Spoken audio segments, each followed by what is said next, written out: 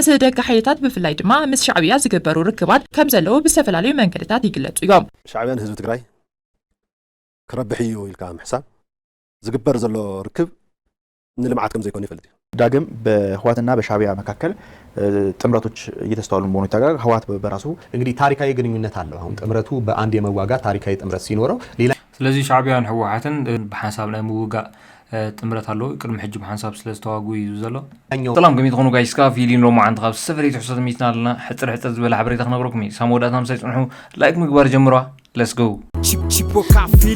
سجاس نمجم مرحبا بزعبة زور رواندا زملكتي زور رواندا قدامي مدرخ بهينوك ملو برهان كم استزازمه ويكا هينوك ملو برهان قدامي كم زوت سنجيروكم نير خلاي مدرخ كاني جيلمور خلاي مدرخ تعويت الله مالتي هينوك كاني شارشاي اتيلو مالتي خلاي مدرخ زور رواندا اب كتما موسانزه بعوت استراليا وتقردماي كلب اسرائيل بريمير تيك برادلي جيلمورن كوينلو مالتي تقتلو زاتو خاود دغانتو ايتامار ان هورن كوينلو مالتي قدامي كلاين كبحان دغانتا تعويتو مالو عود قدامي مدرخ هينوك ملو برهان كاني شارشاي ترتا كحس كله داويت يمانه كلاي بمخان قداموت 10 زازيمو مالو مالتي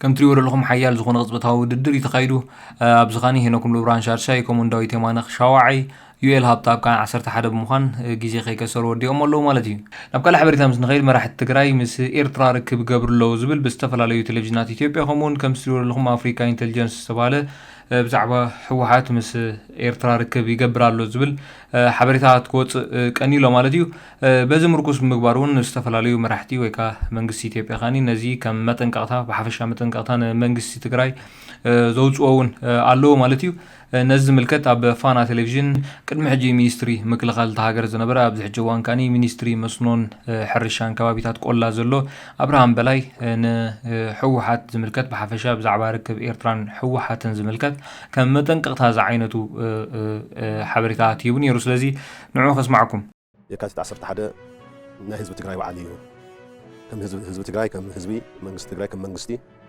ب لكن المكربيت أواج تأويجو زبعل بعلي لذي زبعل زي نهيزو بعل كشع زخنة دخيل كأكلنا يتبعل هون كون كأخاطر كذلك حزب خايو ما يوعل خا حزبي مس حزب خا حبر كاتوع لتخلتون حبر كاتوع نقع بزح كما مالكعة كبرن حزبي نا حزبي زلك كبري زقلت نايت حزب بعلات نقع بزح حكم لك مجلس مينيمم نجريا تعم زنا أسر نجريا نقع بزح كل كمان تحلا قالي حقنا مخبار كتجزأنا زلوا قرروا الناس بجنة ونزري أواج وسيونا منقستنا حزب بعلينا تبعله بخالي تقوم هيبكا تبعلسو نا حزب خمسة يكون مجلس تخكر يكون زي ما محضر نولو منقستي ناي بريتريا وسيت راح زي كونس بحق سرعة ناي تهاجرون استوى حقها وتوقع زين مفراس زين خداخم مجبر نحزبنا أنا وكالي تقام نمتاو مسرح مالتي منهم كالي يخب علي حق تسمع مع خايا بريتريا مفراس مالتي كالي منهم كبه علي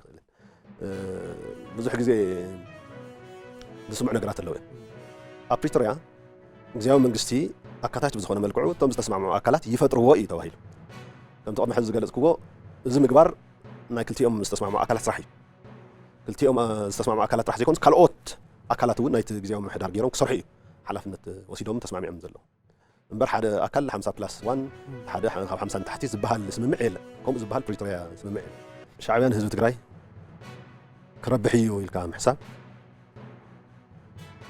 أيكون إنه تملك قدم تولدس زحزة تولدون كم زي يكون سلز فلتو سلز رأيه بعين سلز قاتمه زجبر زلوا ركب نلمعات كم زي يكون يفلت سلام نمنزع كم زي يكون يفلت شعبياكو بريتوريا سمم معنت تسمع معنا مستوى كم يجرو ريسبوند كم زي جبر كله سوي زبل حقوقه يكون جلسي سلام هاجرنا خيمة مثل لك عبد الجراي كيلي أف تግራይ ዝህልጥ ንካርን ሓይልን ዓቕምን ከም ዋና ጸላኢ ገይሩ ዝርኢ ሰላም ብምፍጣሩ ዝሓረረ ኣጀንዳታት የወዳእ ኮይኑ ዝኣምን ሓይል ኮይ ኣብ ክልል ትግራይ ዝተፈላልዩ ጸገማት ጸጥታ ከም ዘለውን ምስ ደገ ሓይልታት ብፍላይ ድማ ምስ ሻዕብያ ዝግበሩ ርክባት ከም ዘለዉ ብዝተፈላልዩ መንገድታት ይግለጹ እዮም። ዶክተር አብርሃም ብግዲኦም ምስ ሻዕብያ ዝግበር ዝኾነ ይኹን ርክብ ንልምዓትን ሰላምን ከም ዘይኮነ ርዱእ እዩ። ብተወሳኺ እውን ሻዕብያ ህዝቢ ትግራይ ኣብ ፕሪቶርያ ብዝረኸቦ ሰላም ዝኮረየን ኣብ ትግራይ ዝህሉ ዓቕሚ ከም ጸላኢ ዝርእን ሓይሊ ከም ዝኾነን መጣፍእቲ ምእላሽ ምዃኑ ኣረዲኦም። እዚ ከምዚ ዓይነት ዜና ወይ እውን መጠንቀቕታ ከምዚ ዓይነት መጠንቀቕታ ብዝተፈላለዩ ቴሌቭዥናት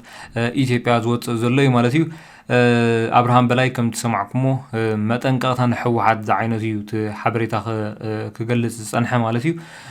ስለዚ ዓበይቲ ቴሌቭዥናት ብዙሓት ቴሌቭዥናት ኢትዮጵያ እውን ብዛዕባ ርክብ ሕወሓት ከምኡውን ሻዕብያ ብምባል ዝተፈላለዩ ኣርእስቲ ሂበን ዝርግሑ ኣለዋ። እዚ ትሪእዎ ዘለኹም ሃገሬ ቲቪ ዝብል እውን ህወሓትን ሻዕብያን ዳግም ተጣሚሮም ድዮም ከም ሕቶ ኣቕሪብዎ ኣሎ። ከምኡውን ኤርትራ ኣብ መቐለ እንታይ ትገብር ብምባል እውን ኣብ መቐለ እንታይ ትሰርሓላ ዝዓይነቱ ከምዚ ዓይነት ኣርእስቲ ብምሃብ እውን ዝተፈላለዩ ብዛዕባ ህወሓት ከምኡውን ሻዕብያ እዩ ዝትንትን ዘሎ ወይ ከዓ ቅድሚ ሕጂ ዝነበሮ ታሪኾም ኣብዚ ሕጂ እዋን ከ እንታይ ዓይነት ድሌት ኣለዎም ወይ ኣብ ምንታይ ዓይነት ሪሌሽንሽፕ ኣለዎ ከዓ ዝገልጹ እዮም እዚኦም። ነዚ ፖለቲከኛ ዝቐረበሉ ሓደ ሕቶ ከስማዕኩም ደግሞ ዳግም በህወሓትና በሻዕብያ መካከል ጥምረቶች እየተስተዋሉ መሆኑ ይታወቃል። ህወሓት በራሱ ለሁለት ተከፍሏል። ስለዚህ ኣብዚ ሕጂ እዋን ህወሓትን ሻዕብያን ርክብ ይገብር ከም ዘሎ ፍለጥ እዩ ብምባል እዩ ዝሓቶ ዘሎ። ኣብዚ ሕጂ እዋን ሻዕብያን ህወሓትን ርክብ ኣለዎም። ህወሓት እውን ኣብ ክልተ እዩ ተኸፊሉ ዘሎ። በአንደኛው ወገን በኩል ላይ በፌደራል መንግስቱ ያጋደሉ ሁኔታዎች እንዳሉ ይነሳል። በሌላ በኩል ደግሞ ሌላኛው ወገን ደግሞ ከሻዕብያ ጋር ወይም ከኤርትራ መንግስት ጋር አብሮ የመስራት ዝማሚዎች እንዳሉ የሚያሳዩ መረጃዎች አሉ። ምናልባት ስለዚህ ከምዚ ዓይነት ሓበሬታታት ኣለዉ እዩ ዝብሎ ዘሎ። ኣብ ህወሓት ኣብ ክልተ ተኸፊሉ ኣሎ። እቲ ሓደ ምስ ፌደራል መንግስቲ ወይ ከዓ ምስ መንግስቲ ኢትዮጵያ ርክብ ዘለዎ ወይ ብኡ ዝእዘዝ እዩ። እቲ ሓደ ከዓኒ ምስ ሻዕብያ ርክብ ኣለዎ እዩ ዝበሃል ዘሎ እዩ ዝብል ዘሎ። እነዚህ ጥምረቶች እስከምን ድረስ ሊሄዱ ይችላሉ?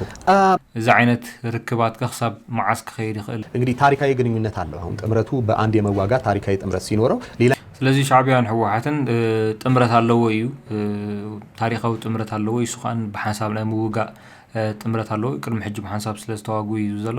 ህወሓትና የኤርትራ የሀሳብ መከፋፈል ቀድሞ አለ። እርስ በርሳቸው ሁሌም አንድ ናቸው ማለት አይደለም፣ የተከፋፈሉ ናቸው። ለምሳሌ በረሃ ስለዚህ በሐሳብ ዝተከፋፈሉ እዮም ሻዕብያን ህወሓትን ወላውን ቅድሚ ሕጂ ብሓንሳብ ይስርሑ ግን ብሓሳብ ዝተከፋፈሉ እዮም ይዝብ ዘሎ ወይ ናይ ሓሳብ ፍልልይ ኣለዎም ይዝብ ዘሎ ላይ እያሉ አሁን የሚያስቀህ ማለት ነው።